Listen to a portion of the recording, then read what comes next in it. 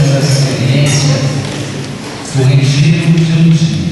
Foi um pedido do coordenador diocesano que a gente passasse o dia com vocês com a liderança da renovação carismática de nossa diocese. Eu creio que estão todos vocês, das várias paróquias, estão à frente dos nossos grupos, dos vários ministérios. Então a gente poderia começar dizendo, cada um tem uma experiência do que seja um retiro. Não tem? Vocês não fizeram retiro, né? Então é muito fácil.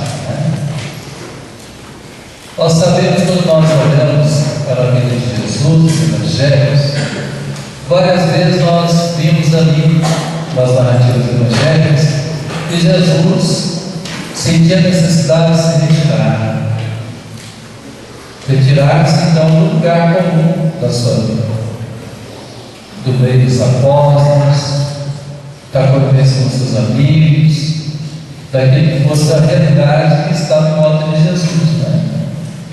Ele sentia a necessidade de uma parada para se confrontar com aquilo que era a situação, a sua vida, para acolher a proposta do Pai, entender realmente o que era a vontade do Pai, para que assim pudesse se situar naquele momento que estava vivendo, realizando a sua missão, dar uma resposta positiva ao Pai, primeiramente ao Pai, e depois ser aquele meio de concretização do reino de Deus. Nós somos seus seguidores e seguidores. Como é bom ver vocês aqui, seguidoras, mulheres e seguidores, nós homens de Jesus Cristo. A nossa experiência cristã muitas vezes aponta para nós esse caminho. Nós sabemos parar, fazer silêncio, nos retirarmos um pouco daquilo que seja o nosso cotidiano. Você que é mãe, de repente você percebe que é necessário parar um pouquinho para poder também avaliar a sua vida. Você que é mulher, você que é jovem, você então percebe isso. É como que é bom fazer uma parada de vez em quando, para a gente então perceber como eu estou vivendo a minha missão, a sua missão de mãe, de esposa, de jovem, de moça. Como você está dando respostas concretas a Deus naquilo que é também hoje a realização do reino de Deus através da sua vida, do seu testemunho.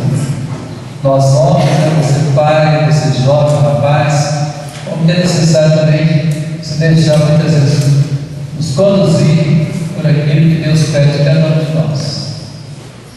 Isso para todos nós na igreja, para todos nós seguidores e seguidores de Jesus. Então, é uma novidade para aquele ou para aquela que seguimos a Jesus, essa necessidade de nós pararmos para ver como que nós vamos fazer o nosso seguimento a Jesus. Eu, quando falo, pediu que a gente viesse fazer com vocês no dia de oração, dia de retiro, depois que vocês todos já têm essa experiência comigo, porque senão vocês estão a ponto de realizar a sua missão junto à sua família, ao seu trabalho, os ministérios, a liderança que vocês têm, os vários grupos de jovens. Coisa boa. Ele me falava que para vocês não é difícil fazer uma experiência de um dia de oração. Então isso é o que eu me propus também ficar aqui com vocês.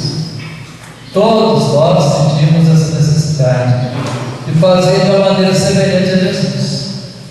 Nós nos retirarmos, parar, para avaliar a nossa vida, para avaliar o nosso testemunho, para entender como que nós conhecemos, qual que é a proposta de santidade que Jesus faz para cada um de nós. No seu contexto, é claro que você é jovem, você é menina, você é rapaz, você é pai de família, homem de família, bispo, seja, porque nós temos a nossa própria experiência de Deus.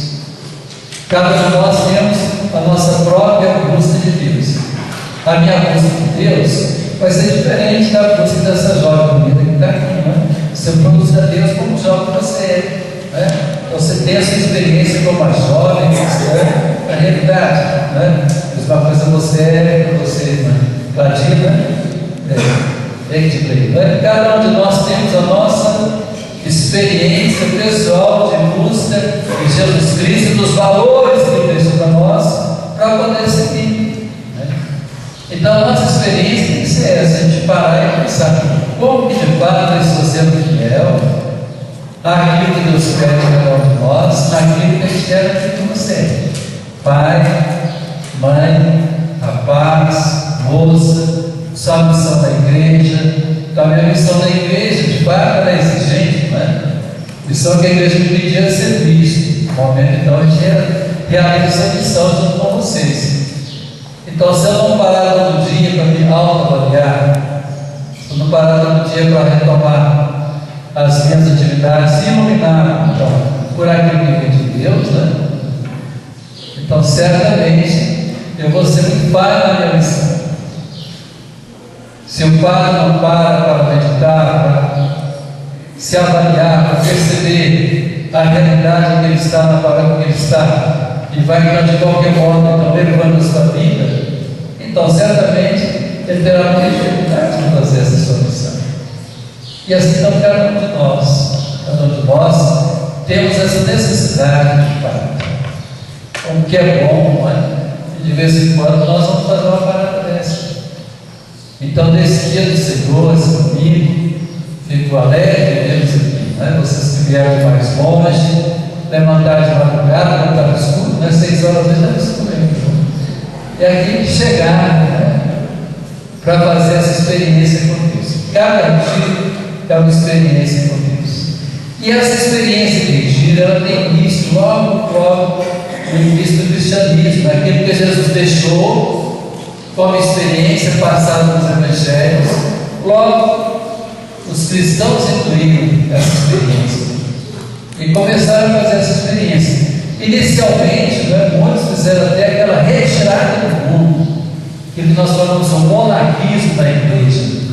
Monarquismo da igreja significa a presença de monges na vida cristã, que realmente queriam fazer um corte com aquilo que era mundo, com aquilo que era secular. Então, diziam a Deus foi o mundo e a mesma essa experiência.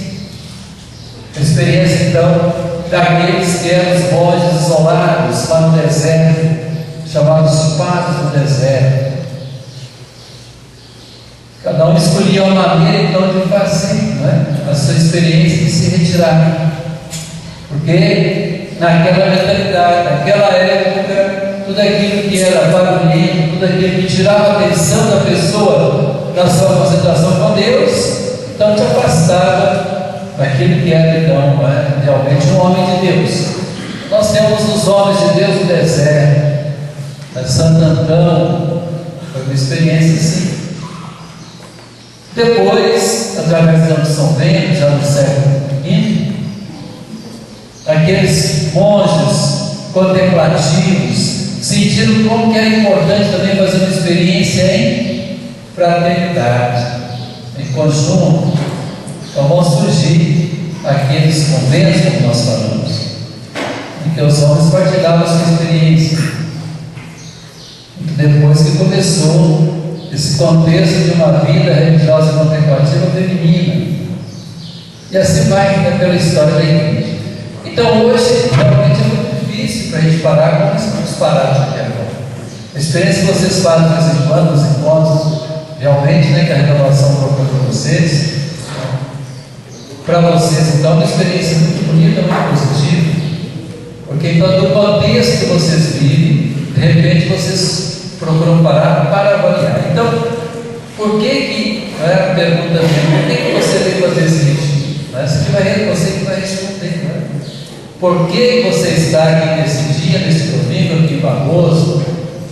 Por que você acha importante a sua vida cristã, de seguidora ou de seguidor de Jesus, fazer o dia de parar? Então você vai procurar responder. Eu não vou dar a resposta é sua. Só que essa resposta tem que ser iluminada pelo Espírito Santo. É o Espírito Santo de Deus que me conduz, que conduz você. Você está aqui, começa a pensar então, por que é importante para mim o dia de retiro? Por que é importante então para você? Né? Por que é importante para mim esse dia de retiro? Sinto necessidade de fazer assim um dia de maior profundidade, de silêncio, de reflexão. Dou abertura à ação do Espírito Santo em mim. Quando você dá essa abertura ao Espírito Santo agindo em você, então você vai sentir isso um pouco mais, né? Com a serenidade tranquila. Você vai conseguir então distanciar-se um pouco daquilo que sejam suas preocupações. Ninguém pode estar aqui preocupado ou preocupado, né? Ou como é que está lá em casa hoje, eu estou aqui, como é que está? Como é que está meu namorado que não veio? Como é que está minha namorada que não está aqui? Como é que está? Entendeu? Então você tem que procurar fazer esse esforço, né? Conduzida ou conduzido pelo Espírito Santo, está totalmente aqui, está totalmente presente aqui. Você veio fazer uma experiência de retiro, você veio fazer uma parada muito importante na sua vida.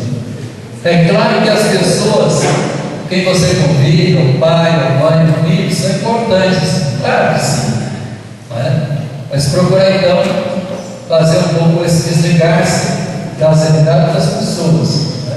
Então, o retiro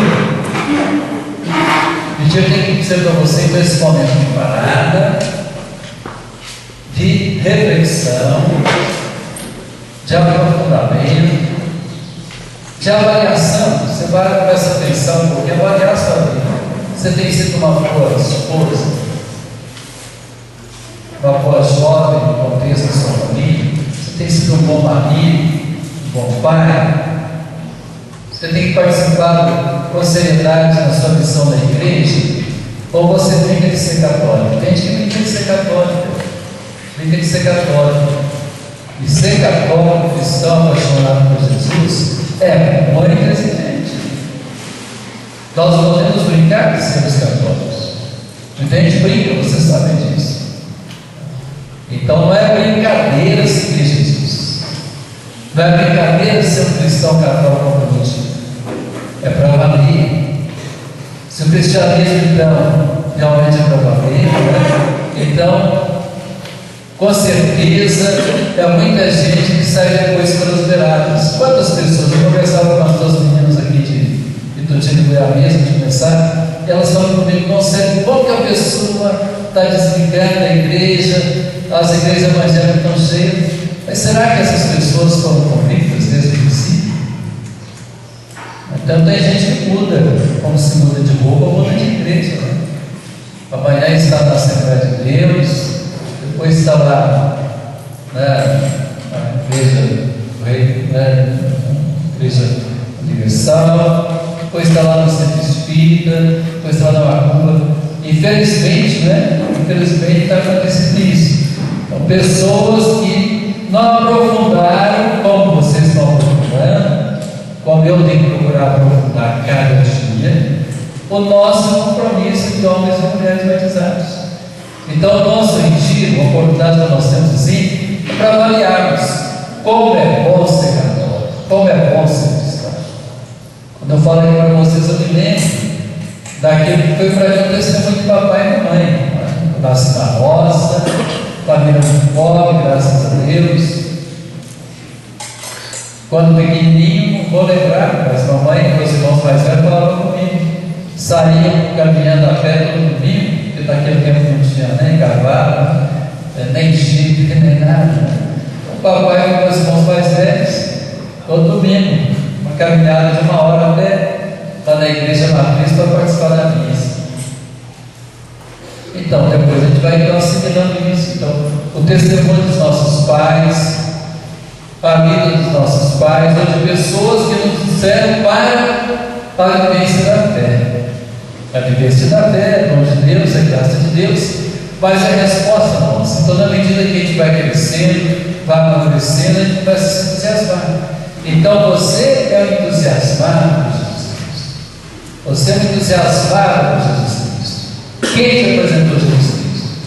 Certamente um contexto, um testemunho de pai, de mãe, ou de um avô, de uma avó, Ou de alguém que foi importante para você. Talvez você descobriu Jesus muito mais, né, no correr da sua vida, como jovem. Talvez seus pais eram desligados.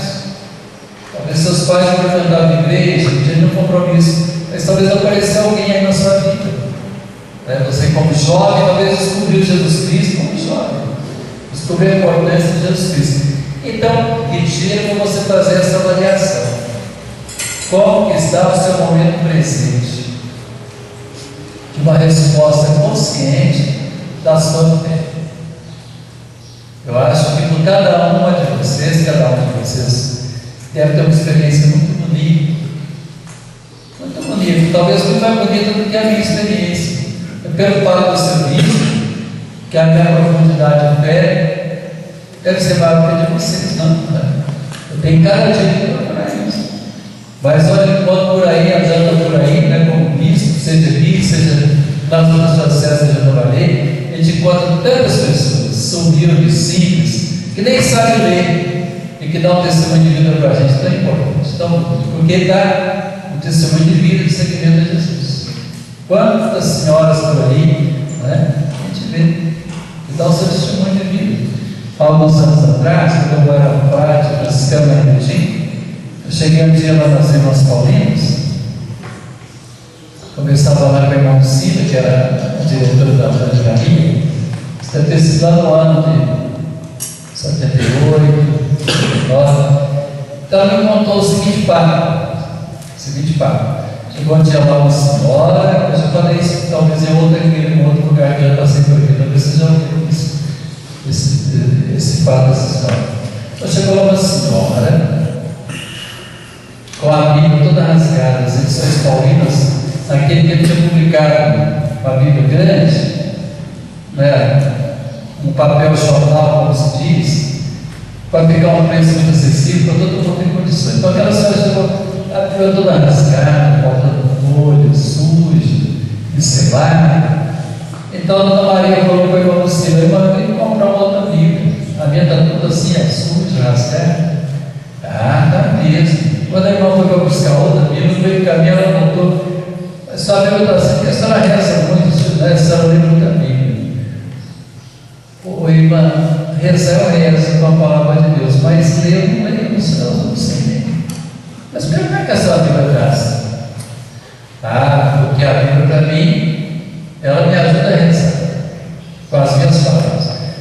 Quando eu vou deitar, eu levo a Bíblia lá, a cabecinha ao lado da cama, coloco a Bíblia, coloco a mão na palavra de Deus e peço assim: que Deus dê para mim, meu marido, os filhos, um bom sono. E Deus dá um bom sono. De manhã acordo, eu levo a Bíblia lá para a mesa da cozinha,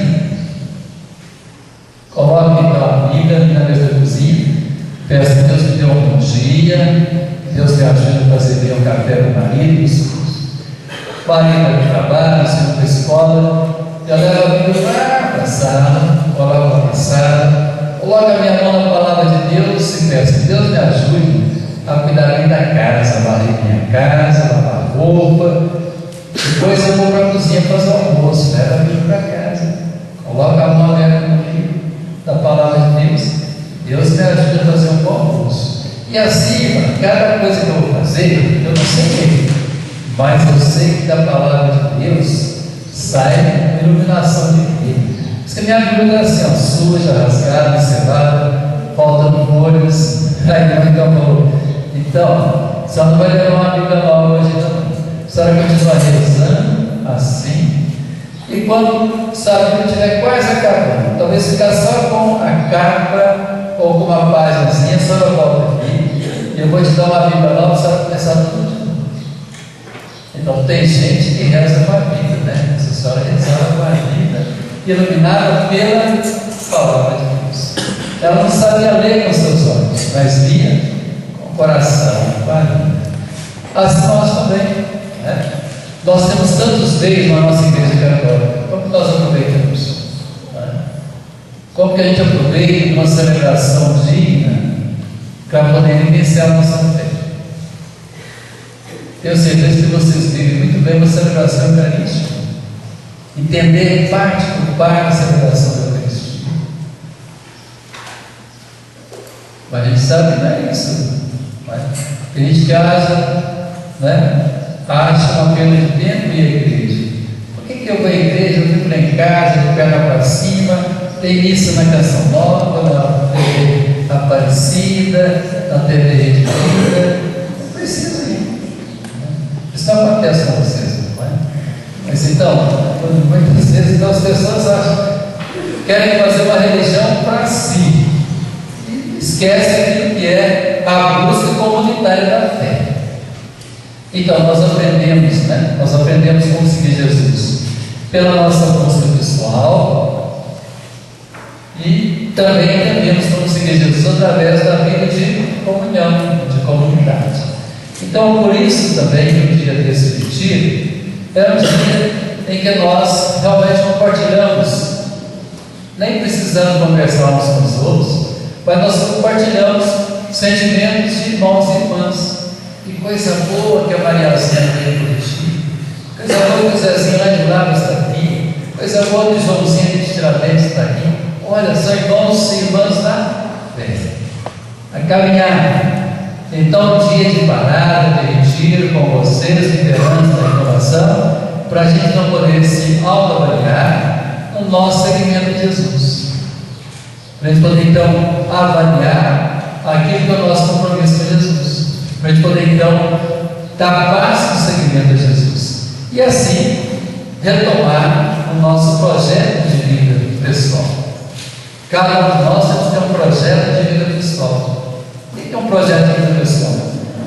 Aquilo que você então colocou para você como uma meta do segmento de Jesus. Na igreja você segue Jesus. Você não segue bispo, você não segue padre, você não segue o líder do seu grupo. Na igreja a nossa experiência é de seguir a Jesus Cristo. Mas temos os meios, que coisa boa, temos os meios.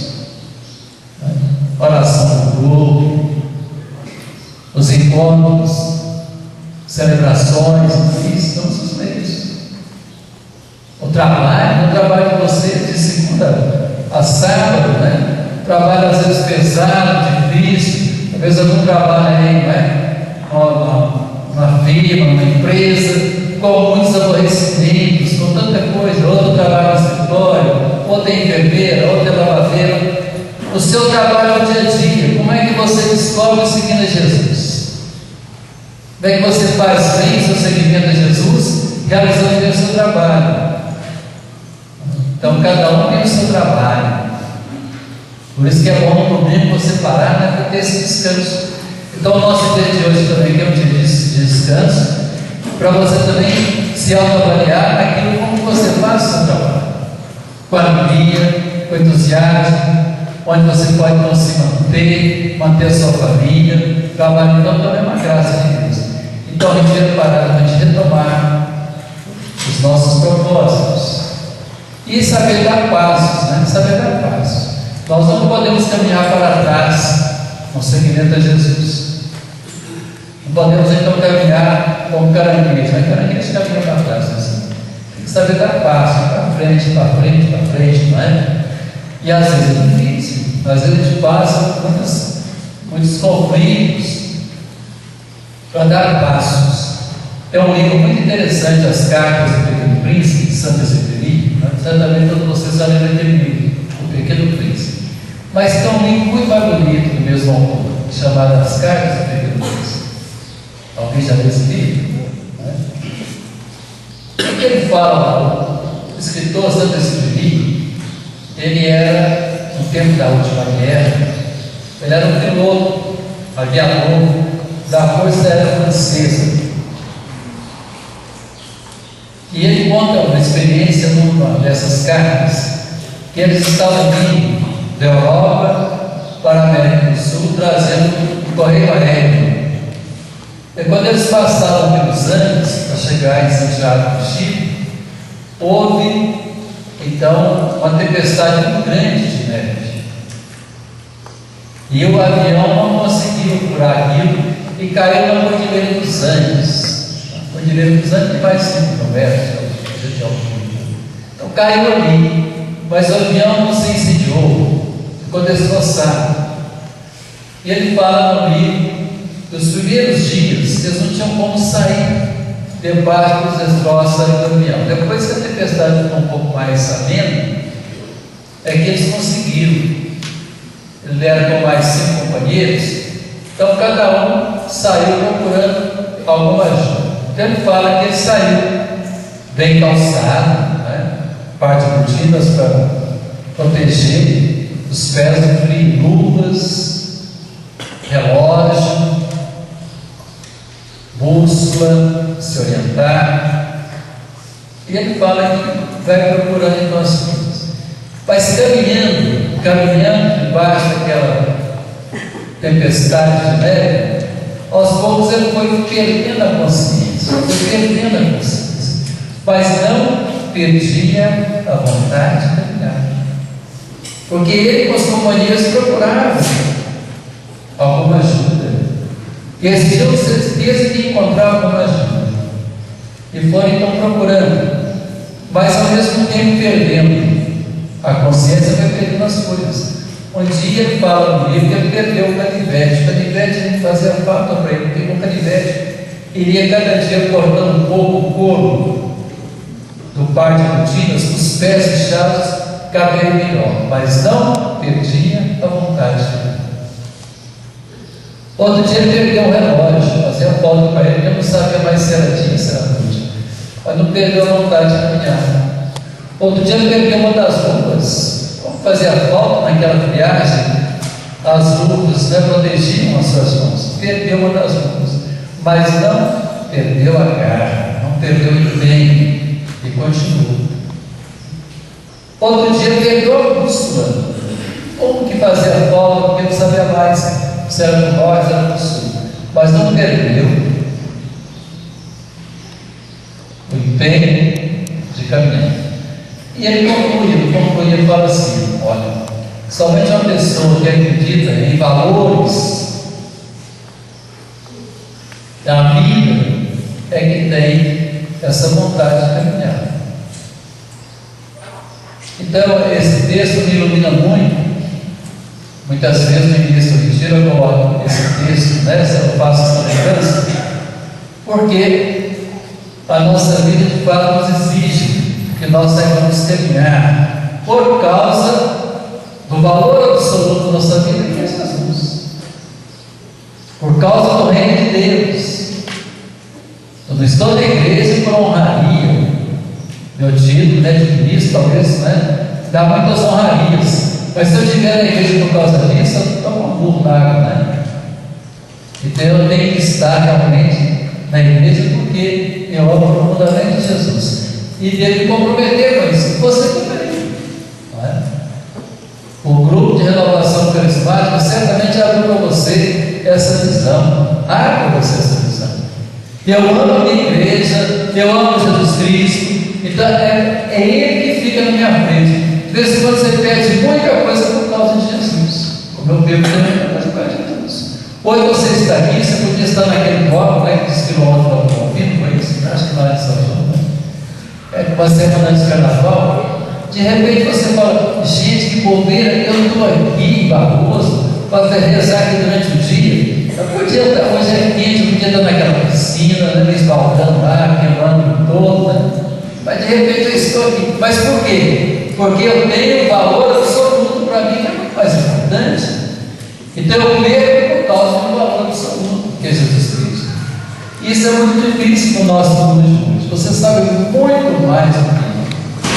Você sabe muito mais do que eu. Hoje é muito difícil a gente então perder coisas importantes da vida por causa de um valor muito maior, que é a nossa condição, o nosso seguimento de Jesus.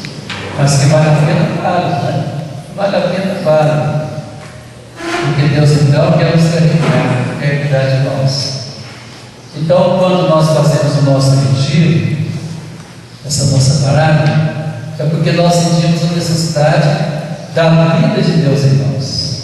E a vida de Deus, ela dá respostas para nós. A vida de Deus toma conta de nós. E estando aqui hoje também, nós vamos rezar um pelo outro. Vocês deram um abraço de paz, né? Assim que chegou, não foi? Gritando. Aí ele falou, agora cada um vem para um lado, para o outro, cumprimenta quem estiver ao seu lado, você dá um abraço gostoso. Pois é, então você vai continuando, trazendo no seu coração aquele seu irmão que está ao seu lado, a sua irmã, ao mesmo tempo que você reza para você, você vai rezando para aquela irmã que está ao seu lado, te cumprimentou, te querendo. Vai colocando essas pessoas na sua vida. Como também, né, você vai colocando pessoas, né, a quem você queira bem. A vida de oração nos faz caminhar uns com os outros.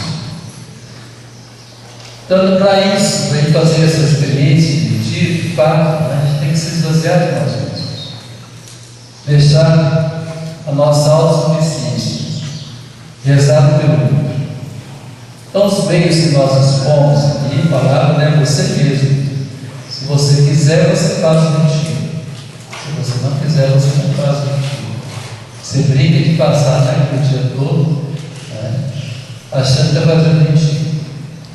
Então, depende de você. Depende de cada um de nós fazermos esse dia de oração, de reflexão. E abrir nosso coração à ação de Deus pelo Espírito Santo. E contar com a ajuda, com o apoio dos outros. E procurar de fato, né, se esvaziar para que Deus faça. A proposta de fato, desde que ele vai pedir para fazer sentido, é trazer para vocês algumas ideias do documento de Aparecida. O documento de Aparecida nos fala do segmento de Jesus. Antes de 2007, o acontecimento de Aparecida foi em 2007. A cada momento da igreja, surge esses encontros do Papa com bispos por continentes.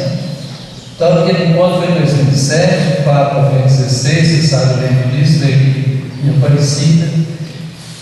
E uma preocupação que foi colocada para o Papa é o seguinte: Papa, como nós vamos ser discípulos e discípulos de Jesus? E ele apresentou algumas ideias.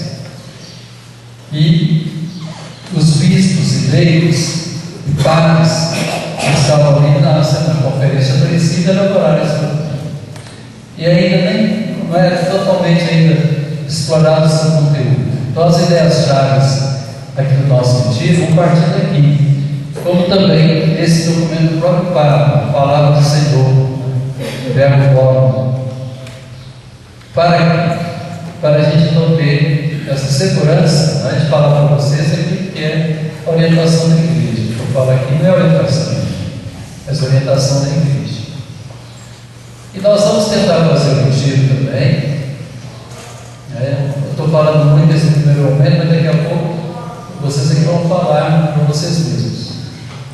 Nós vamos ter muito momento de silêncio, que você então vai conversar com você mesmo ou com você mesmo. Então, nós queremos orientar nosso retiro baseado na experiência da leitura orante da palavra. Nosso Papa fala aqui no documento da leitura orante da palavra. O documento de Aparecida fala da leitura orante da palavra. E vocês estão ouvindo muito falar sobre isso também, a leitura orante da palavra.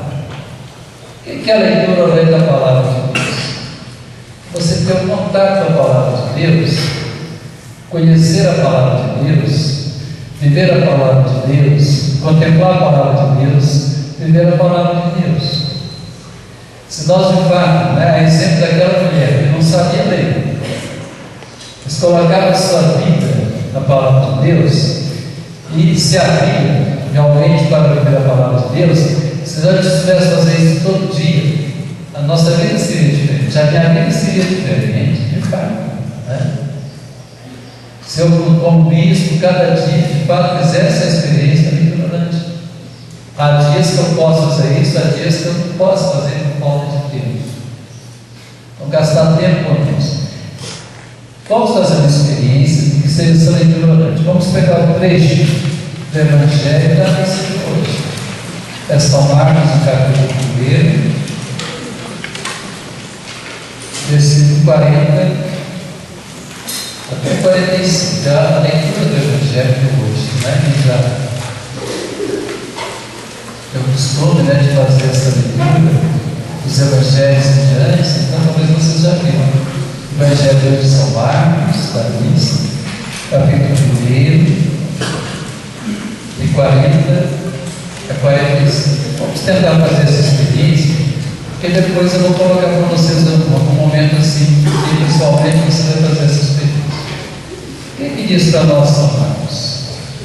Um leproso aproximou-se de Jesus, de joelhos suplicavam: se queres, tens poder de purificar.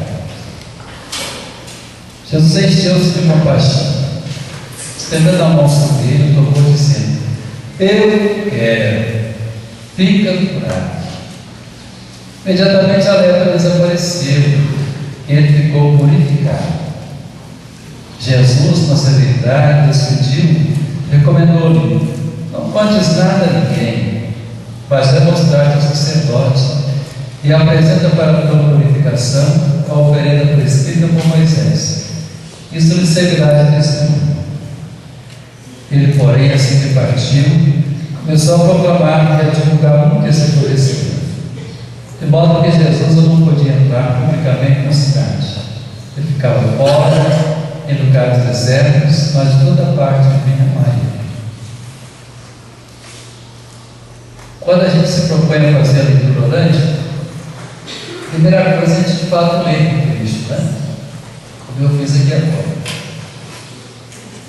Agora cada um lê em silêncio novamente esse texto. É claro que a tradução de Bíblia nossa pode ser diferente, né?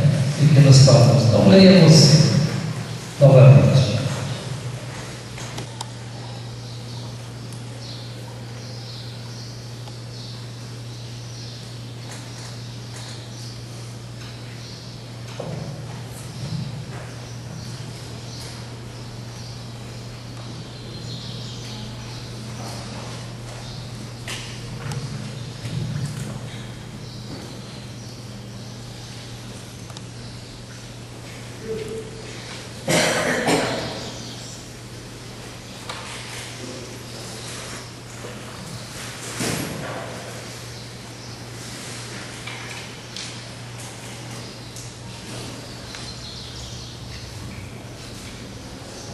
Todos nós já conhecíamos esse texto, já? Quantas vezes vocês já ouviram esse texto? Já?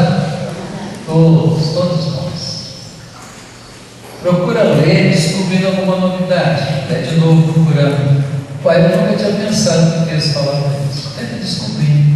O que você relendo mais uma vez, o que você descobre de uma novidade no texto? Experiência pessoal de cada um de vocês. Então, quando você tem um texto bíblico na mão, você lê, relê esse exercício, aí você começa então a situar o texto e situar você no texto. Um leproso se aproximou com confiança de Jesus, de joelhos, e suplicava: Senhor, se queres, tens o poder de purificar. Então, muitas vezes, ser daquela maneira de chegar a Jesus, não foi com humildade, com convicção como esse leproso. O homem viu Jesus passando, aquele citado que aquele homem era bom, Então aquele homem leproso, ele quebra o preconceito da lei judaica.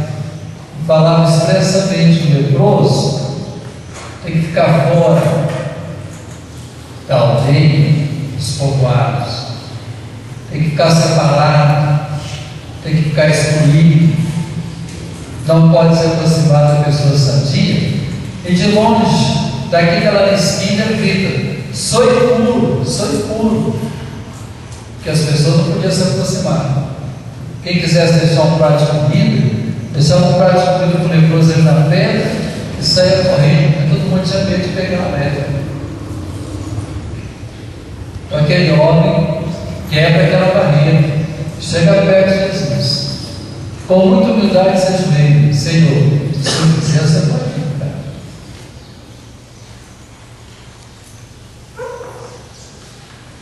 Jesus então encheu-se de compaixão. Jesus encheu de compaixão. compadecido daquele homem. Estendendo a mão sobre ele, o tocou, encostou nele, né? Jesus encostou nele, né? Quebrou o preconceito, porque quem era sadio não podia encostar no leproso. Tá, encostou no homem, não quero, fica curado. Imediatamente a lepra desapareceu daquele homem.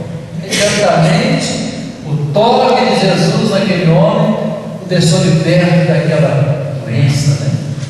Ancianismo, da lepra. E Jesus falou com ele: olha, não pode, vai falar, não vai espalhar aí na rua, não, entendeu? Você está bom, você está curado, agradeça a Deus, mas não vai falar nada, não, né? Você precisa falar com ninguém, né? Você recebeu essa graça. Mas você vai lá no templo mostrar ao sacerdote, porque conforme a lei mosaica, aquele que era curado da lepra tinha que se apresentar ao sacerdote para ser readmitido à convivência familiar, à convivência da sociedade. Então você vai lá no templo, né, e apresenta pela sua purificação a oferenda de Moisés. Ele, porém, que coisa bacana, né? Ele, porém, esquecendo daquilo tudo que era preceito da lei, ele começou a sair na rua, a gritar, a proclamar: olha, eu estou curado. Aquele homem, e falou tão bem de Jesus que Jesus não podia mais entrar publicamente na cidade. Falou tão bem de Jesus que o povo não dava mais sossego para Jesus. Da experiência da leitura orante, né? É muito necessário e importante isso, né? Eu tive a graça de Deus, né, de, na minha vida de jovem, me abrir para entender o que é a vida franciscana, estudei o seminário franciscano. E uma das coisas mais importantes da nossa formação de espiritualidade franciscana é quando a gente vai descobrir, na vida de São Francisco, que o momento crucial de mudança da vida de Francisco, o momento mais importante que deixa escrito para nós no seu testamento de vida, é quando ele fala assim: depois então que eu tive aquele encontro com o leproso, aquilo que antes me parecia difícil, amargo, tornou-se leve, tornou-se suave para mim. Porque Francisco estava procurando, ele ficou uns 3 anos procurando a conversão dele, não foi de um dia para o outro. Ele procurava, ia para a igreja de São Damião, andava pelos bosques ali em volta de Assis, passava pelo leprosário, uma colônia de leprosos, ao pé das colinas ali de Assis. Mas ele tinha horror, né? Para ele era muito difícil ver um leproso. Mas ele conta para no testamento, depois o Senhor deu a graça do encontro com o leproso, aí a minha vida tornou-se diferente. Então,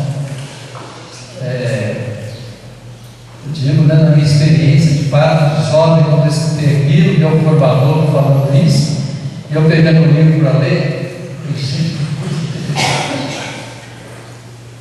porque Francisco deixa claro assim: ele estava descendo a cavalo, volta da cidade de Assis, tem a parte alta e a parte baixa, estava descendo, veio para a parte baixa, quando eu leproso sem como, ele quis correr o seu cavalo. De repente ele sentiu dentro dele uma força tão grande que ele desceu do cavalo, abraçou aquele leproso, deu um beijo naquele leproso. Como que a gente poderia entender isso? Depois então a vida dele começou a sentir diferença. A hora que ele volta para ver o leproso tinha desaparecido. Então a interpretação que Jesus Cristo manifestou em forma de um leproso para que Francisco encontrasse. Entenderá a beleza dessa passagem? Não é? E a vida de Francisco tomou outro mundo. Tomou, fez a diferença.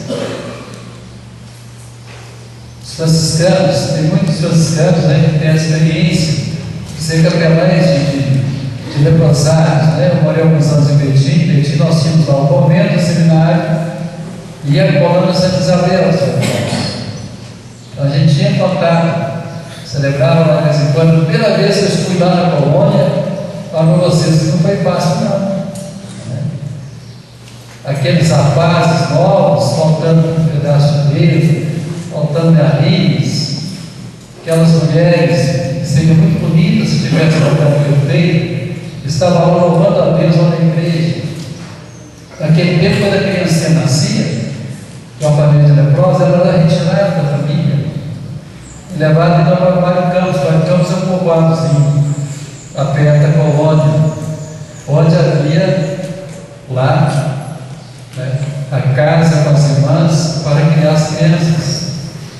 Então tudo isso, hoje, graças a Deus, mudou, que é a outra maneira da medicina de cuidar dos leprosos. Mas então, quando eu vou ler esse texto, eu faço então, para mim, me coloco nesse contexto. Para mim então me facilita, porque não é? Iluminado por aquela experiência de São Francisco, iluminado por aquilo que eu tive, de contar tantas amizades lá com tantos leprosos, eram homens e mulheres de Deus. Então eu começo a entender diferente, começo a perceber realmente a graça de Deus na vida daquele homem leproso, que eu quero ficar curado. E a gente querida, agora então é com você. Você vai parar de novo esse texto, você vai ler o texto de novo. Você tem que imaginar, se você conhece algum leproso, a sua rua, a sua comunidade, você já viu um leproso? Tenta olhar lá embaixo. Você tem preconceitos de encontrar uma pessoa que esteja doente? Você tem preconceitos para acolher na sua casa alguma pessoa enferma, doente? Assim? De repente começa a pensar, mas eu, muitas vezes, sou leproso. Muitas vezes eu estou com uma lepra. Que tipo de lepra? Os meus preconceitos, meu pecado, meu fechamento. Então faça a sua experiência. A leitura orante da palavra é isso. Você faz a leitura, você tenta ver que esse texto está ligado com outros textos, na passagem de hoje da missa. A primeira leitura vai trazer para nós a história daquele homem que veio procurar então a cura, Você vai procurar a sua lepra através de todo o profeta Eliseu. Então procura perceber, a leitura orante. Você lê o texto, agora começa a rezar esse texto, aprofundar esse texto, meditar esse texto. Tenta rezar colocando-se como alguém que precisa de Deus. Se eu não tenho a lepra física, eu posso ter a lepra. Eu quero pedir para Jesus. Então, cada um faça um momentinho.